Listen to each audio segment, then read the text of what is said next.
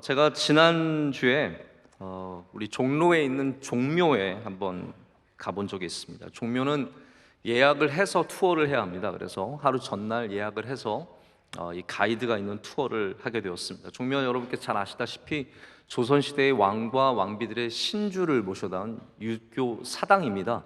그래서 목사가 유교 사당에 다 가도 되냐? 저는 유교 사당의 신주에게 절하러 간 것은 아니고 정말 아름다운 우리 문화 유산이기 때문에 한번 이렇게 바람도 쐴 겸 제가 다녀오게 되었습니다. 외국에 굉장히 유명한 건축가죠. 프랭크 게리라고 하는 사람이 구겐하임 뮤지엄과 또 디즈니홀을 디자인하신 분이 서양에 파르테논이 있다면 동양에는 종묘가 있다라고 해서 나도 안 가본 종묘를 프랭크 게리가 가보다니 하면서 제가 좀 기분이 상해서 제가 한번 가봐서 그만큼 정말 아름다운지를 두 눈으로 확인을 하고 왔습니다. 또 그것도 있지만 사실 강동구에만 있다 보니까요, 우리나라 문화유산에 대해서 너무 모르는 게 많습니다. 한강은 많이 보지만 제가 종로에 한번 가서 보고 싶은 마음이 있어서 가게 되었습니다. 가이드의 설명을 들으면서 1시간 정도 투어를 했는데 정말 유교 사원이 갖고 있는 이 절제의 아름다움, 그런 겸손의 아름다움을 많이 느꼈습니다. 이 종묘의 한가운데 있는 곳을 정전이라고 합니다. 가운데 있는 전이죠. 이 정전에는 월대가 있어서 앞에 100m가 넘는 큰 돌로 만든 월대가 서 있고, 그 위에 이 건축물이 나무로 지은 건축물인데 100m가 넘습니다. 웅장한 이 건축물이 있습니다. 근데 제가 이걸 참 보면서 여러 가지 아름다움을 많이 느꼈지만 가장 아름답게 느껴졌던 건 뭐냐면, 이 건축물이 한 번에 지어진 것이 아니라 여러 번 증축이 되었다라는 것입니다. 가장 처음에 지어진 건물은 몇 칸 되지 않았는데 이 조선의 왕들이 많아지면서 신주를 더 모셔야 되기 때문에 증축을 해나갔습니다. 그래서 서편에 있는 가장 처음 지어진 건물에서 동편으로 계속해서 증축을 해나갔는데, 이것이 여간 어려운 일이 아닙니다. 왜냐하면 동편으로 10m, 20m 늘려갈 때마다 모든 동편의 건축물들이 한꺼번에 더 옮겨가야 했기 때문에 굉장히 힘든 일이었다라고 합니다. 그래서 가장 서쪽에는 오래된 기둥, 똑같은 기둥이지만 배흘림 양식의 기둥이 서 있고, 맨 동쪽에는 민흘림 양식의 가장 최근에 지어진 건물임을 볼 수 있는 약간의 차이까지도 느낄 수 있었습니다. 종묘가 아름다운 이유는 누군가 외국 사람이 아름답다고 해서가 아니라 여러 가지 이유가 있겠지만 가장 중요하게는 바로 이 오래된, 지켜온, 가치 있는 그러한 문화유산이기 때문이다라는 생각을 갖게 되었습니다. 종묘 바로 옆에는 동대문 쪽에는 세계적인 건축가 이라크 출신의 자하 하디드가 지은 DDP라는 건물이 있고, 또 종로 쪽으로 나가도 종로 타워라고 하는 멋진 건물이 있지만, 이런 새로운 건물 때문에 종로가 아름다운 것이 아니라 어쩌면 이렇게 더 지켜진, 변하지 않는, 우리는 아름다움을 변하는 것에서 참 많이 느끼는 것 같습니다. 여기 새로 지었으니까 가보자고, 여기 새로 하는 데라고. 그런데 어쩌면 진짜 아름다움은 변하지 않은 곳에서 이렇게 시작되지 않는가라는 그런 생각을 해봤습니다. 여러분, 신앙도 그렇습니다. 신앙은 이미 우리에게 주어진 믿음을 잘 지키는 것이 신앙입니다. 신앙생활을 잘못하다 보면 새로운 것만 추구하게 되기 쉽습니다. 새로운 말씀, 새로운 발견, 새로운 찬양. 여러분, 우리 교회는 얼마나 좋습니까? 실로암을 30년 내내 불러도 진료하지 않고 그 찬양을 통해서 은혜 받는 거. 새로운 찬양만 은혜가 있는 것이 아니죠. 오래된 찬양에, 변하지 않는 찬양에도 은혜가 있습니다. 우리 찬송가의 찬양이 얼마나 귀하고 아름답습니까? 교회가 새로운 프로그램들만 가져와서 그것을 통해서 우리 신앙을 발전시킬 수는 없습니다. 어쩌면 우리에게 이미 주신 것들을 지킬 때, 여러분, 하나님께서 우리에게 이미 주신 것이 무엇입니까? 그것의 가치를 알아요. 여러분, 기도를 하나님께서 우리에게 주셨습니다. 기도가 얼마나 귀합니까? 예배를 하나님께서 이미 우리에게 주셨습니다. 예배가 얼마나 귀합니까? 말씀을 이미 우리에게 주셨다라는 것이죠. 그래서 이 주신 것들을 지켜가는 것, 내게 이미 주신 것들을 우리가 간직해 가는 것, 이것이 어쩌면 올해 우리가 더 가져야 할 결심의 모습이 아닌가라는 생각을 해보게 됩니다. 사실 우리가 좋은 결심을 하려면 좋은 모델을 좀 찾아봐야 합니다. 근데 성경을 보면 의외로 좋은 결심의 모델들이 많지 않습니다. 좋은 결심을 하는 사람들이 많이 있어서 그 중에 한 명을 고르면 편하겠지만, 제가 볼 때는 성경에 좋은 결심을 하는 사람이 몇 명 되지 않습니다. 그 중에 한 사람이 바로 오늘 본문에 읽은 다니엘이라고 하는 사람입니다. 다니엘을 누구라고 부르고 만약 어떠한 사람이냐라고 표현한다면 저는 결심의 사람이라고 한번 불러보고 싶습니다. 다니엘은 믿음의 결심을 한 사람입니다. 다니엘의 삶 중에 가장 중요한 것은 그 믿음을 지키는 일이었습니다. 새로운 일을 향하고, 제가 다니엘을 많이 묵상하면서, 아니 요셉도 그렇고요, 다윗도 그렇습니다. 언젠가 이런 말씀을 드릴 기회가 있을지 모르겠지만, 다니엘이나 요셉이나 다윗이나 높아지는 것을 꿈꿔본 적이 없습니다. 그들의 결심 가운데 내가 왕이 돼야지, 내가 총리가 돼야지, 이런 결심을 우리는 절대로 찾아볼 수 없습니다. 오히려 그들의 결심 가운데는 내가 하나님 똑바로 믿어야지, 내가 하나님 꼭 붙잡아야지, 이런 전혀 다른 차원의 결심이 있는 것을 보게 됩니다. 오늘 말씀도 1장 8절 말씀을 보면 다니엘이 뜻을 정했다라고 되어 있습니다. 여러분, 뜻을 정한다는 말이 무슨 말입니까? 다시 쉽게 말하자면 결심했다는 말이에요. 결심했다는 말입니다. 영어로 새해 결심하는 것을 New Year's Resolution이라고 합니다. 근데 resolution이라고 하는 결심의 동사형이 resolve인데, 바로 여기 뜻을 정하였다라는 단어도 바로 이 resolve라는 단어를 씁니다. 결심을 했다라는 거예요. 어떠한 결심을 했습니까? 많은 분들이 다니엘을 잘못 사용하고 있습니다. 어떤 식으로 사용하냐 하면, 오해하시는 게 있는데, 다니엘은 채식주의자가 아닙니다. 다니엘이 베지테리언이라서 나는 채소만 먹겠습니다 한 것이 아니잖아요. 그래서 다니엘을 어떤 다이어트 프로그램 이름으로 쓰는 분들이 굉장히 많습니다. 다니엘 프로젝트, 올해는 다니엘의 프로젝트를 하겠습니다. 이 말이 기도하겠다는 말이 아니라요, 채소 먹겠습니다, 이런 표현이 될 때가 참 많습니다. 다니엘은 우리에게 다이어트의 모델로 성경에 나와 있는 것이 절대로 아닙니다. 오늘 결심한 것이 마치 보이기에는 그냥 채소만 먹는 것을 결심하는 것 같지만 그게 아니지 않습니까? 다니엘이 이 결심을 하게 된 동기와 원인과 이유가 무엇이겠습니까? 믿음을 지키기 위해서. 이 변화된 바벨론에서 나의 삶의 자리는 바뀌고 나의 왕은 바뀌고 내가 써야 하는 언어는 바뀌지만 그 가운데서 정말로 변하지 않는 아름다움을 지키기 위해서 결심하는 거죠. 나는 바벨론에서도 믿음을 지키겠다는 겁니다. 내가 유학을 가도 믿음을 지키고, 군대에 가도 믿음을 지키고, 직장을 바꿔도 믿음을 지키겠다는, 결혼을 해도 무엇을, 나의 삶의 수많은 환경들이 바뀌겠지만 그 가운데도 내가 믿음을 지키겠다는 결심이 정말로 다니엘의 결심이라는 말입니다. 다니엘이 지킨 것은 그래서 그냥 채소만 먹은 그것이 아니라 오늘 말씀 뒤에 나오는 윗방을 지킨 것이고 예루살렘이라는 방향을 지킨 것입니다. 여러분의 삶에도 지켜야 하는 공간이 있고 지켜야 하는 절대적인 가치가 있습니다. 결심이라는 것은 새로운 것을 행하는 것에서만 귀한 것이 아니라 내가 정말로 지켜야 하는 그 공간과 그 가치를 잃어버리지 않는 것, 이것이야말로 정말 우리가 가져야 할 결심의 진정한 모습이라는 것이죠. 다니엘은 윗방이라는, 기도의 방이라는 공간을 지켰고 예루살렘이라고 하는 눈에 보이지 않는 그 가치를 바라보며 살았습니다. 여러분에게도 올해 윗방의 은혜와 예루살렘의 은혜가 있길 축복합니다. 우리가 절대로 양보할 수 없는, 변해서는 안 될, 바로 우리의 기준이 되어갈, 우리 삶을 붙여가더라도 여기에 붙여가야 합니다. 이것을 무너뜨리고 다른 것을 세우는 것이 아니라 바로 윗방에 우리의 삶을 붙여가고 예루살렘에 우리의 방향을 맞추어 갈 때 하나님께서 그 결심 가운데 은혜를 더해 주실 줄로 믿습니다. 다니엘은 패망한 이스라엘, 여러분 나라가 망한다는 것처럼 불행한 일이 어디 있습니까? 그 패망한 이스라엘에서 바벨론으로 잡혀간 소년들 중에 한 명이었습니다. 오늘 1장 4절 말씀 쭉 보시면 어떠한 사람들이 잡혀갔는지 내용이 나옵니다.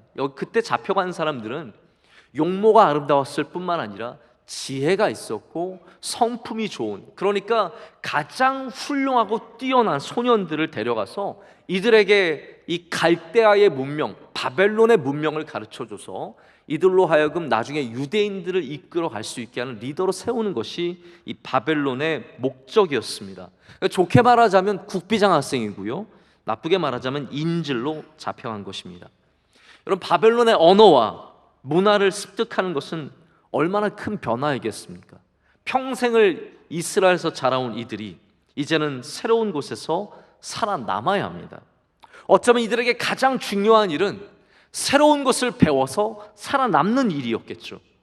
그런데 다니엘에게는 더 중요한 일이 있었습니다. 새로운 것을 배워서 살아남는 것보다 더 중요한 것은 바로 하나님께서 주신 믿음을 지켜서 살아남는 일이었습니다. 여러분, 이 세상은 이걸 배워야 살아남는다고 얘기합니다. 이거를 가져야 살아남는다고 얘기를 합니다. 이래야지 도태되지 않는다고, 이래야지 발전할 수 있다라고 얘기하지만 성경은 그렇지 않죠. 우리에게 믿음을 지켜야 살아남는다라고 얘기합니다. 우리가 정말 지켜야 할 것이 무엇인지를 가르쳐주고 있습니다. 성경에 이런 이야기가 나오는 건 아니지만 만약에 다니엘이 하나님께 칭찬을 받았다면 어떠한 부분에 칭찬을 받았을 것 같으십니까? 야, 너 참 바벨론 말 빨리 배웠다. 너 공부 참 잘하는구나. 넌 바벨론 문화를 어쩜 그렇게 빨리 습득했니? 너는 바벨론 사람들보다 바벨론 역사를 잘 알고 있구나. 너는 다른 모든 사람들보다 더 훌륭하구나의 칭찬을 받았겠습니까? 아니면 하나님께서 이렇게 말씀하셨겠습니까? 다니엘아, 너는 믿음을 지켰구나. 너는 실망하지 않고 기도했구나. 너는 나를 바라봤구나.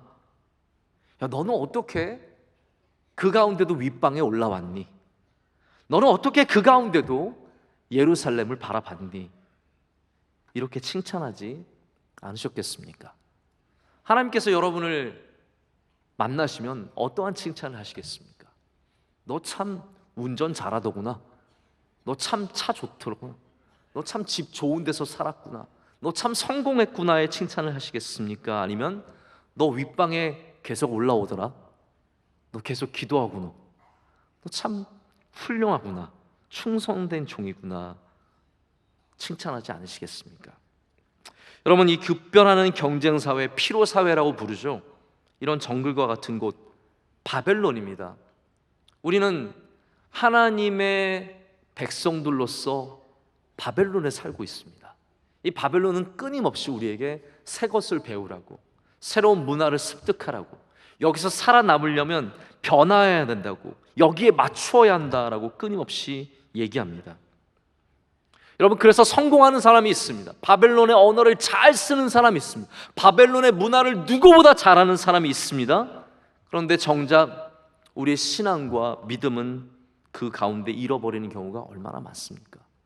제가 청년들과 함께 사역하다 보면 청년부 때까지, 아니 대학부 때까지 열심히 교회에서 주님을 섬기고 가장 귀한 것이 이것임을 알고 살아가는 사람들이 있습니다. 그러다가 좋은 회사에 취직을 합니다.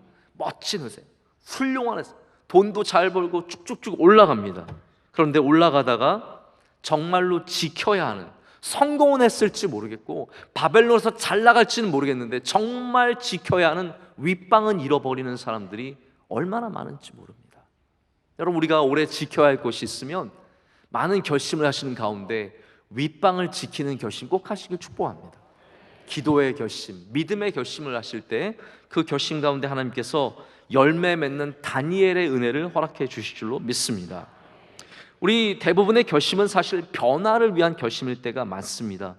무엇을 배워야겠다, 무엇을 알아야겠다, 무엇을 멈춰야겠다, 끊어야겠다, 담배를 끊고 술을 끊고 살을 빼고 야식을 안 먹고 필라테스를 배우고 영어를 배우고 중국어를 배우고 아이들에게는 성적이 올라가는 그러한 결심들 많이 합니다.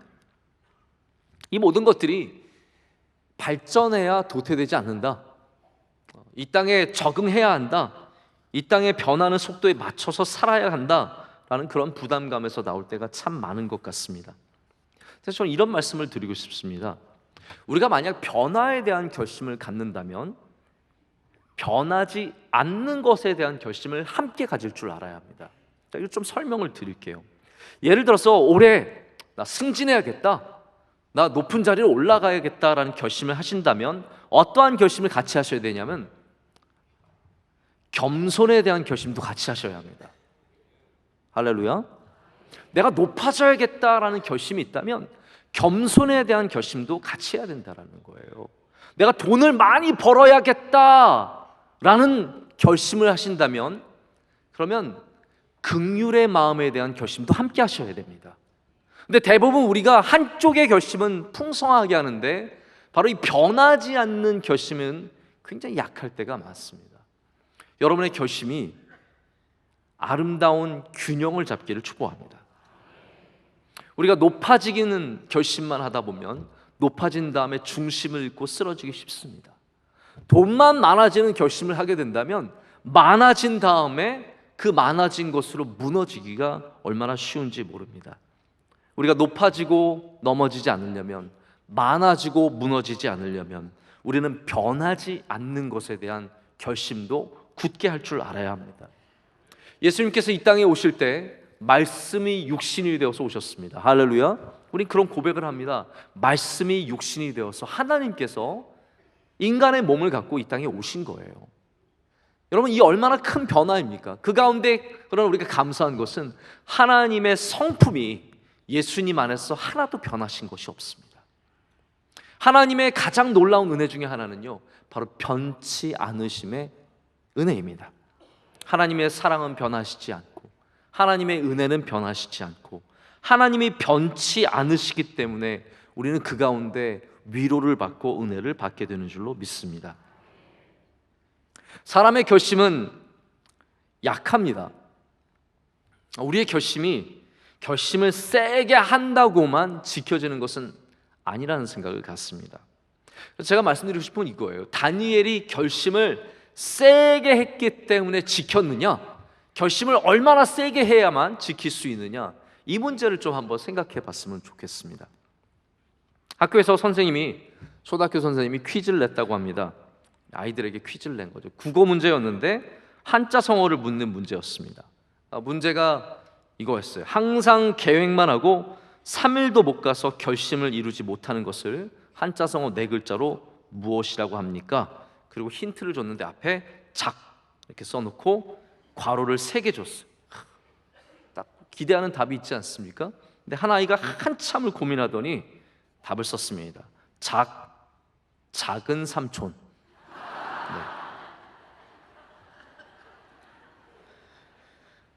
그렇습니다. 꼭 우리 주변에 작은 삼촌과 같은 사람들이 있습니다. 매년 다짐은 굳게 하지만 3일도 가지 못하고 그것을 지키지 못하는 사람들의 이야기입니다. 작은 삼촌만이 그런 게 아니라 큰 삼촌도 그렇고요, 작은 이모도 그렇고 성도들도 그렇고 목회자들도 그럴 때가 참 많습니다. 그럼 베드로가 예수님께 장담을 했습니다. 다른 사람은 다 예수님 떠나고 부인해도 나는 절대로 하지 않겠습니다. 말을 하고요, 약속을 하고, 성경에 나오진 않지만 제가 손에 장을 짓겠습니다, 그런 표현까지 했을 거예요. 얼마나 분명하게, 세게, 강하게 표현했는지 모릅니다. 여러분, 그러나 보십시오. 우리 주변에도 강하게 말하는 사람일수록 결심한 것을 지키지 못할 때가 많은 것을 보게 됩니다. 제가 꼭 할 거예요. 올해는 제가 반드시 합니다. 저 다이어트 반드시 성공할 거예요.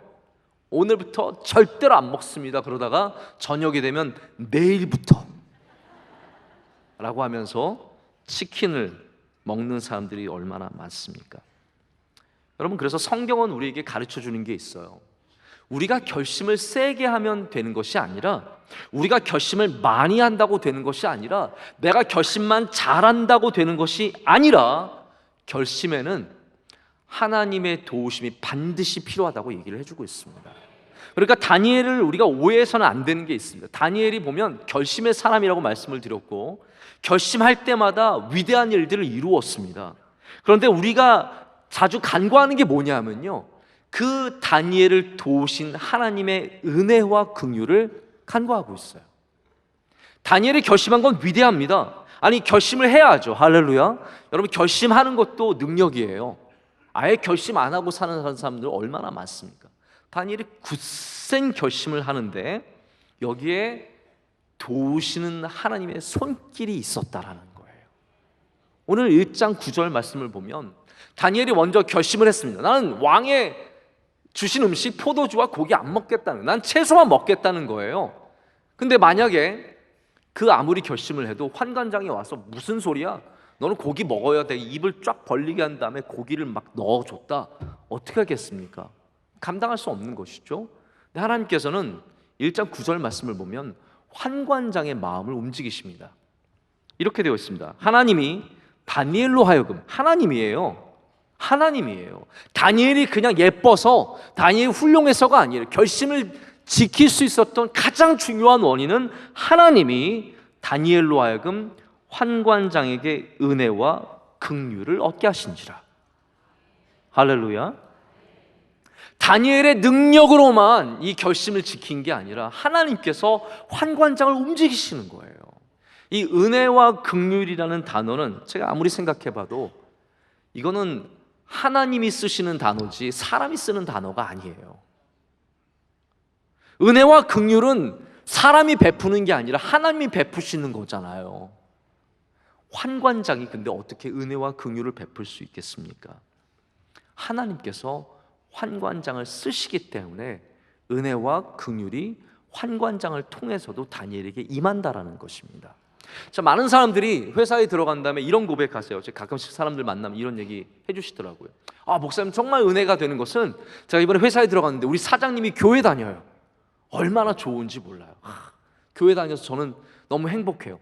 아, 목사님, 제가 회사에 들어갔는데 우리 바로 상관이 제가 가서 딱 봤는데 명성교회를 다니는 거예요. 얼마나 은혜인지 몰라요. 그런 얘기를 해주실 때 저도 축하해 줍니다. 그런데 오늘 말씀을 보시고 가만히 생각해 보세요. 우리가 믿음을 지키는 결심을 하면 내 위에 부장님이 명성교회 다녀서 도와주시는 것도 있지만 믿지 않는 환관장이, 전혀 하나님을 알지 못하는 환관장이라고 할지라도 우리를 도울 수 있는 사람이 될 수 있다는 거예요. 믿는 사람만 우리를 도우는 것이 아니라 하나님이 움직이시면 환관장도, 내시의 대장도, 전혀 모르는 바벨론의 사람도, 나와 아무런 상관없는 사람도 우리를 도울 수 있는 사람이 된다라는 겁니다. 여러분 생각해 보십시오. 내가 결심해서 내가 되게 훌륭한 사람이라서, 내가 다짐하는 사람이라서, 아주 훌륭한 대단한 결심의 능력 있는 사람이라서 지키는 것이 아니라 오늘 말씀을 보면 하나님의 은혜로 지킨다라는 말이에요. 올 한해 여러분의 결심에 하나님의 은혜와 긍휼이 있길 축복합니다. 저도 가만히 돌아보면 저도 결심을 한 적이 많이 있습니다. 하나님, 올해는 제가 논문을 끝내겠습니다. 올해는 제가 종합고사 끝내겠습니다. 올해는 이러한 일들을 하겠습니다. 제 딴에는 제가 꽤 나름대로 결심을 하면 결심을 이행할 수 있는 결단력과 집중력이 있는 사람이라고 생각을 했던 것 같아요.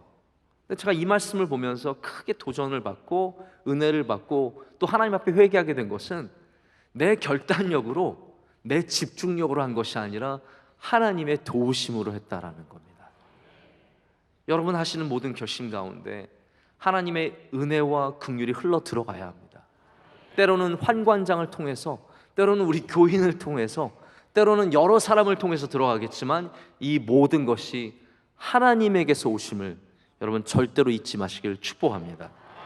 하나님은 이렇게 특별한 방식으로 일하실 수 있다라는 겁니다. 그렇기 때문에 우리의 해야 할 몫은 무엇입니까? 결심을 해야 된다라는 거예요. 아름다운 것을 지키는 결심, 우리의 주신 귀한 것들을 변하지 않게 하는 결심, 윗방을 지키고 기도하고 우리의 방향을 잃지 않는 결심을 올해도 해야 할 줄로 믿습니다. 금식의 결심, 기도의 결심, 마음을 지키는 결심, 교회를 지키는 결심, 믿음을 지키는 결심, 예배를 지키는 결심, 헛된 것을 추구하지 않는 결심, 과소비하지 않고 절제하는 결심, 내게 주신 가정을 귀하게 지키는 결심, 이러한 결심을 할 때마다 하나님께서 여러분의 마음에 담대함을 주시고 돕는 손길까지 허락하시기를 간절히 축복합니다. 1장 마지막 말씀을 보면 마지막 절을 보면요, 21절 딱 한 줄입니다. 뭐라고 되어 있냐면 다니엘은 고레스 왕 원년까지 있으니라 라고 되어 있습니다. 그렇습니다. 다니엘 1장은 다니엘이 어느 시대를 살았던 사람인지를 우리에게 보여줍니다. 느부갓네살, 바로 바벨론의 왕으로부터 시작해서 메데 바사라고 하는 페르시아 제국이죠, 바로 고레스 원년까지 살았음을 우리에게 보여주고 있습니다. 이 말은 다니엘이 포로 생활을 약 70년간 했다라는 말이고요, 더 나아가서는 왕을 5명이나 섬겼다라는 말이기도 합니다. 여러분, 다니엘이 5명의 왕을 섬기고 70년의 포로 생활을 견딜 수 있었던 가장 큰 원동력이 무엇이겠습니까? 여러분, 사람이 한 정권도 버티기가 쉽지 않습니다. 고위공직자로 있으면요, 2 정권을 섬기는 것은 거의 불가능한 일이고, 3 정권은 아예 없는 일이고, 4 정권은 말도 하시지 마시고, 5 정권은 역사에 없는 일이에요. 그런데 다니엘은 5 왕을 섬겼다라는 겁니다. 나라를 옮겼습니다. 나라가 바뀌었습니다. 바벨론에서 페르시아 제국이 될 때까지 나라까지 바뀌었다라는 거예요. 왜 그렇습니까?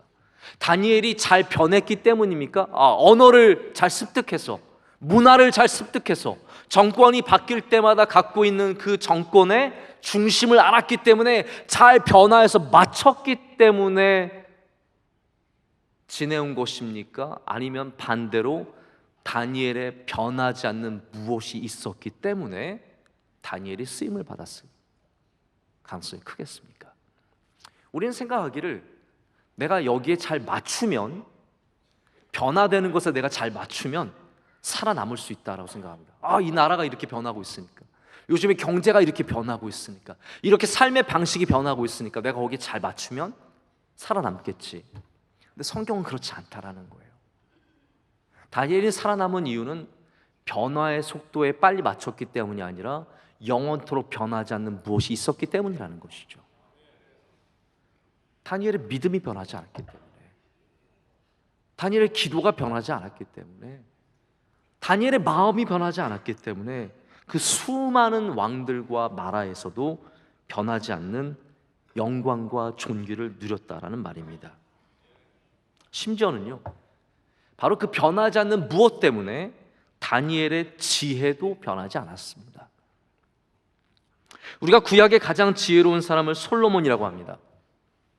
근데 솔로몬을 가만히 생각해 보면 그 지혜가 나중에 빛이 발했습니다. 왜 그렇습니까? 바로 그가 믿음을 버렸기 때문이죠. 그의 믿음을 버렸기 때문에 그는 애초에 지혜가 정말 많은 사람이었는데 나중에는 지혜 없는 사람이 되어서 나라에 어려움과 환난을 가져오게 됩니다. 왜 그렇습니까? 머리가 노화돼서입니까? 나이를 먹어서 그렇습니까? 아닙니다. 믿음을 버렸기 때문에 그의 지혜마저도 없어진 것입니다. 그 지혜가 나오는 원천이 믿음이었기 때문이죠.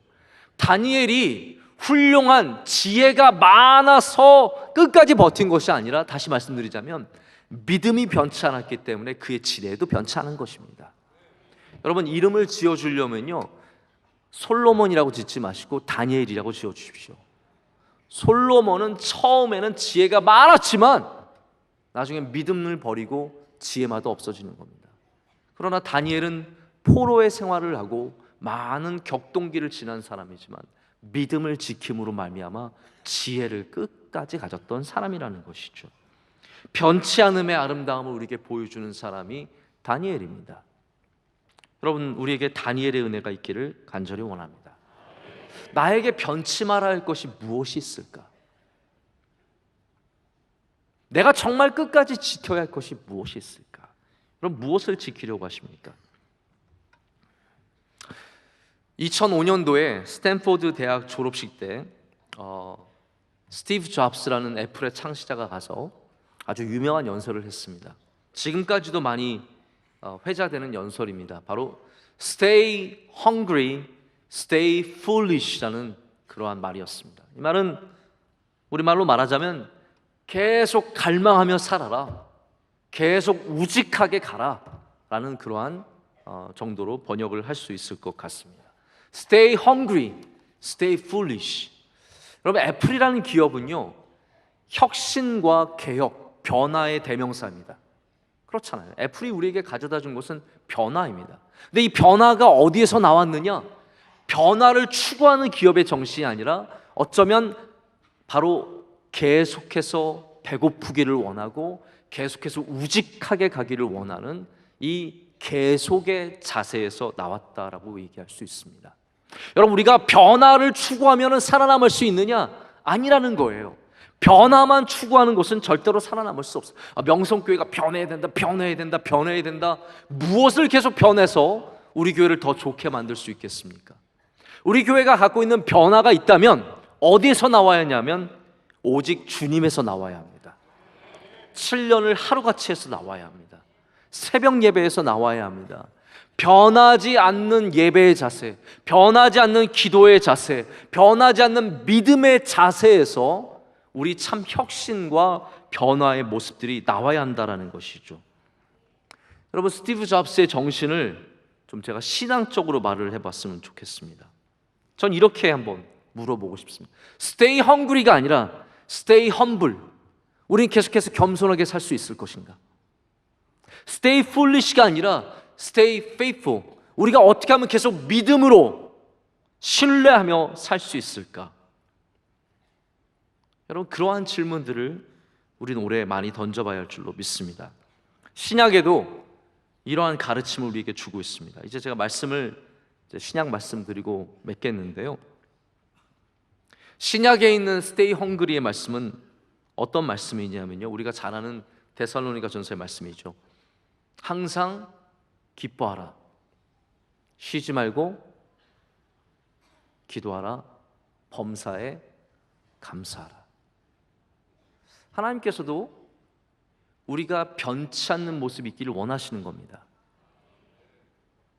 때로는 억울하겠지만 기쁨을 변치 않고 붙잡으라는 것이죠. 때로는 눈물 나겠지만 기도하라는 겁니다. 때로는 어렵겠지만 감사하라는 것이죠. 바벨론처럼 세상은 끊임없이 변하고 언어가 바뀌고 문화가 바뀌고 삶의 좋은 일과 나쁜 일과 궁핍과 부함이 왔다 갔다 할지라도 우리가 변하지 않는 무엇인가가 있어야 된다는 겁니다. 여러분, 그 변하지 않는 것이 여러분을 아름답게 만들어주고 능력 있게 만들어주고 힘 있게 만들어주고 올해를 복되게 할 줄로 믿습니다. 여러분의 기쁨 변하시지 않길 축복합니다. 기도가, 감사가, 믿음이, 예배가 하나님을 향한 우리의 윗방이 변하지 않을 때, 예루살렘을 향한 우리의 방향이 변하지 않을 때 우리의 인생도 아름답게 될 줄로 믿습니다. 우리 모두가 다니엘처럼 이 땅에서 끝까지 쓰임받고 하나님께 영광을 올려드리고 사자굴을 이겨내고 다니엘의 세 친구처럼 풀무불을 이겨내는 사람들, 그런 사람들이 되기를 간절히 소망합니다. 기도하시겠습니다. 하나님 아버지, 감사합니다. 오늘 주님께서 주신 말씀 굳게 붙잡습니다. 하나님, 우리 뜻을 정하여 변치 않는 결심을 하게 하여 주시오며 그 결심으로 말미암아 올해도 하나님 승리하는 한 해가 되게 하여 주시옵소서. 성도들에게 주신 윗방을 지켜내며 우리에게 주신 예루살렘의 방향을 지켜내는 은혜가 있게 하여 주시옵소서. 예수님의 이름으로 기도드립니다. 아멘.